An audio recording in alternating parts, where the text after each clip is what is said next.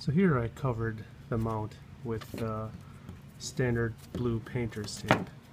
Just want to make sure that the button doesn't get paint in it, or the bottom where there's some screws and where it gets mounted to, and also the inside where it locks in. Just want to make sure that stays clean.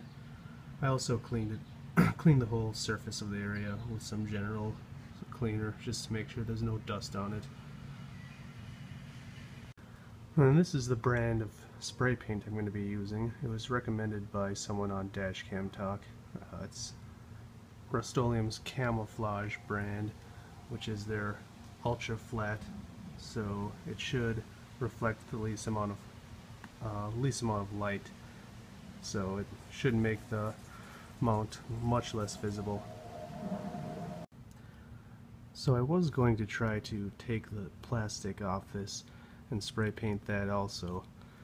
You can get this cap off by pushing in that little switch right there, but when you take this back piece off, it gets stuck on this end, and on the inside you can see that the wires to those LEDs are attached, and I don't know if I can pull it off actually without breaking the wires. So I think I'm just going to go ahead and leave the main unit as is, but I do plan on spray painting this little piece also. So now I'm just letting them dry right now. The Rust-Oleum says it's dry to touch in 20 minutes and dry to handle in an hour, but it says wait about, what was it? May recoat within 1 hour or after 24 hours. I'm not sure why after 1 or 24, but I might not need any extra coats anyways, so I will show you when these are all dry. So it's been some time now and the parts are pretty dry, so I'm gonna go ahead and take the tape off and reassemble it. So the lens showed up pretty nice, but obviously down on the top and bottom it's still silver, but from in front of the car you're hardly going to see that anyways, so I'm pretty happy with that. With the polarized lens bracket on, it blocks it all anyways, so it doesn't even matter.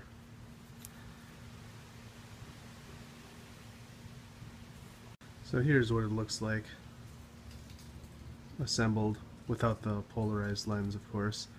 The only issue I really had was on the lock part. It's a pretty I did a pretty lousy job, but through the windshield you're not gonna see that, and the more important part was to make sure that that lock button was clear and didn't get any paint into it so you could release it. I used some painter's tape to also make sure I realigned it back up to where I originally had it, because I thought I had it in a very good spot already, so this just helped me get it back right where I had it before. So now that it's back in, notice that the paint actually is thick enough to make it a little bit of a tighter fit, so if you do this you'll definitely want to use some fine grit sandpaper and sand the inside down.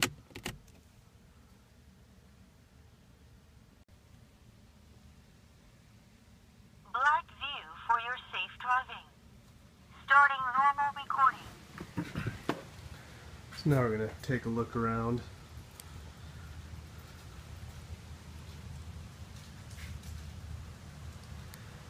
So that's the in-off C2 behind it, so don't get that confused with the mount, but as you can see there's a little bit of reflection on the actual camera still, but having that black lens cap and black mount has clearly made it much less visible.